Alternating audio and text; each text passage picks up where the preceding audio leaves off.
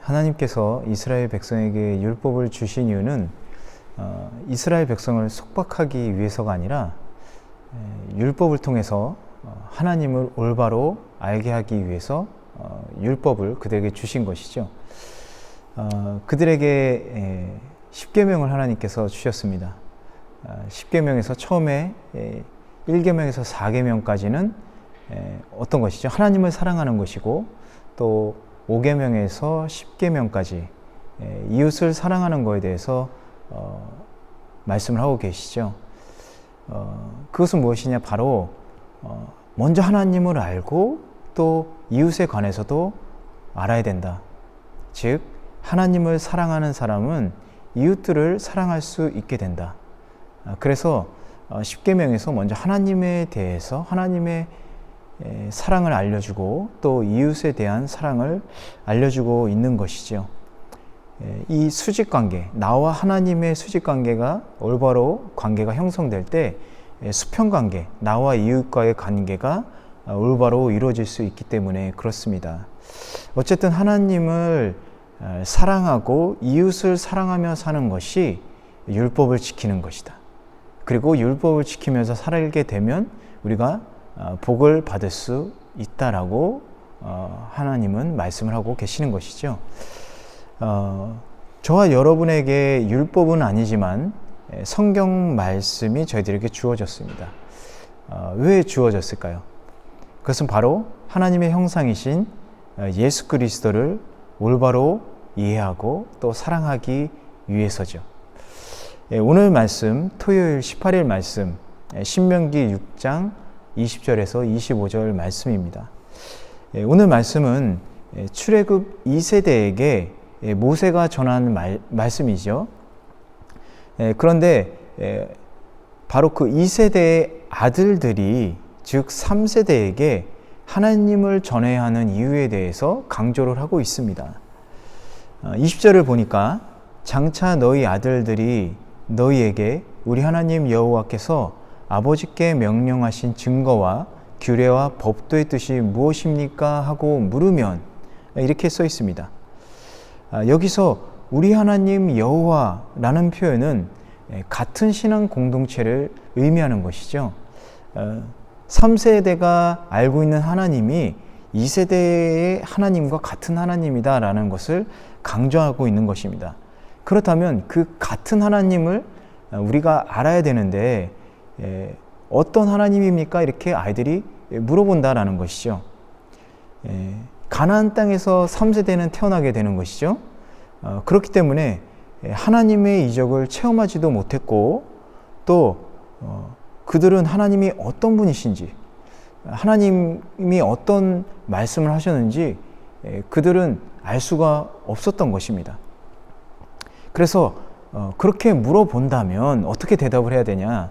21절을 보니까 그들에게 이렇게 말해라. 우리는 이집트에서 바로의 종들이었다. 그러나 여호와께서 강한 손으로 우리를 이집트에서 이끌어내셨다. 이렇게 말하라고 하고 있습니다. 즉 무슨 얘기냐? 우리를 노예 생활에서 해방시켜 주시고 그리고 구원해 주신 하나님, 그분이 바로 우리 하나님이시다라는 것을 말하라. 이렇게 얘기하고 있는 거죠. 왜냐? 이것이 바로 신앙의 기초가 되기 때문에 그런 겁니다. 우리는 어떻습니까? 나를 죄에서 해방시켜 주시고 자유롭게 해주시고 또 우리에게 구원을 주신 분, 영원한 생명이신 예수 그리스도를 우리가 아는 것, 믿는 것, 그게 바로 신앙의 기초가 되겠죠. 모세의 말은 하나님을 아는 것이 바로 신앙생활의 기초가 되는 것이다. 그것을 말하고 있는 것입니다. 그 하나님이 너희들에게 자유를 줘서 우리가 이렇게 풍족하게 살고 있다는 것을 얘기하고 있는 것이죠. 마찬가지로 우리들도 우리가 아이들에게 전해야 하는 것은 바로 진정한 하나님이신 예수 그리스도를 전해야 하는 것이다 라는 것을 말씀하고 있는 것입니다. 그래서 성경 말씀을 통해서 우리와 우리의 아이들이 예수님을 알 수 있는 것, 그것은 정말로 감사한 일이죠. 그러나 단순히 말씀만 전하라고 오늘 말씀은 얘기하고 있지 않습니다. 22절을 보면 여호와께서 우리 눈앞에서 크고 두려운 이적과 기사를 이집트와 바로와 그 온 집안에 내리셨다 이렇게 말하고 있습니다. 그것은 무엇이냐? 바로 하나님께서는 이스라엘 백성들에게 많은 이적과 은혜를 체험하게 하셨다라는 거예요. 우리들도 우리 삶 속에서 하나님께서 베푸신 하나님의 은혜를 체험한 그 간증을 아이들에게 해야 된다라는 것입니다.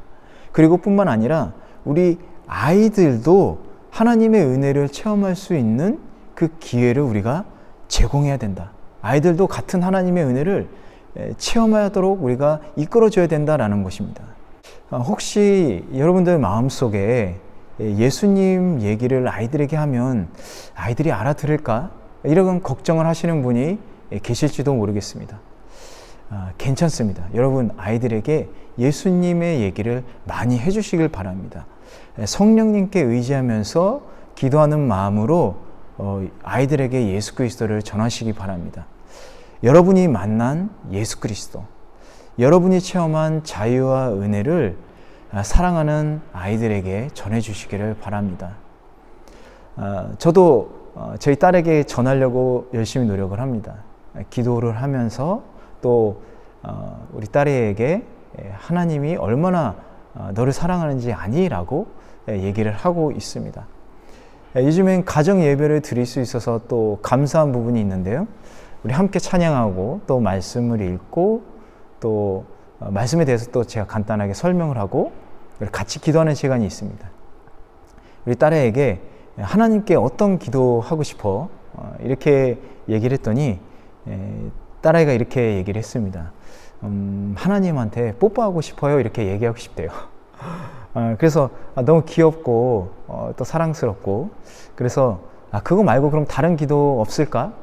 하나님께 어떤 기도하면 좋을까? 이렇게 얘기를 했더니 하나님 사랑해요. 이렇게 기도를 하고 싶다고 얘기를 하는 거예요. 너무 감사했습니다. 제가 그렇게 막 뭔가 이렇게 설명을 해주고 가르치려고 한 것은 아니었지만 이렇게 작은 하나님에 대한 얘기 또 예수 그리스도에 대한 간증들이 우리 딸아이에게도 그렇게 심어지고 있는 느낌이 들어서 너무 감사했습니다. 저는 확신합니다. 우리 딸아이에게도 예수 그리스도를 믿는 신앙이 있다라고 확신합니다. 어쨌든 24절을 보니까 여호와께서는 우리에게 그 모든 규례를 지키고 우리 하나님 여호와를 경외하라고 명령하셨다. 이는 우리가 항상 번창하고 오늘과 같이 우리를 살아있게 하시기 위함이었다. 이 말씀은 무슨 얘기입니까? 이스라엘 백성에게 율법을 주신 이유는 하나님을 알고 그 말씀대로 살아서 항상 복을 받게 하기 위해서다라는 것을 강조하고 있는 것이죠. 우리들에게도 주어진 하나님의 말씀, 그 하나님의 형상이신 예수 그리스도를 우리가 말씀으로 통해서 알고 다음 세대에게 전할 때 우리뿐만이 아니라 우리 아이들도 하나님의 복을 받을 수 있다는 것입니다. 여러분 하나님의 복은 멈춰 흐르거나 없어지는 것이 아닙니다. 계속해서 흘러나가는 것이 하나님의 복인 것입니다. 여러분 오늘 말씀을 통해서 하나님에게 정말 우리들이 복을 받을 뿐만 아니라 우리 아이들에게도 축복을 전하는 여러분이 축복의 통로가 되시기를 주님의 이름으로 간절히 축원합니다. 기도하시겠습니다. 좋으신 아버지 하나님 감사합니다. 우리들이 하나님의 말씀을 아이들에게 전해야 되는 이유, 그것은 우리가 하나님을 올바로 알고 하나님을 올바로 전하게 하기 위함인 것을 깨닫습니다. 우리들에게 말씀을 주셔서 너무나도 감사하고 또 예수 그리스도를 알 수 있게 된 것, 믿을 수 있는 것 너무나도 감사합니다. 그 생명을 우리 아이들에게도 전할 수 있는 축복을 저희들에게도 허락하여 주시옵소서. 감사드리고 또 그 축복이 우리뿐만 아니라 우리 가정뿐만 아니라 우리 이웃을 통해서도 점점 더 하나님의 축복이 퍼져나가는 놀라운 은혜가 우리 주변에서 이루어질 수 있도록 축복해 주시옵소서. 감사드리고 예수님의 이름으로 기도드렸습니다. 아멘.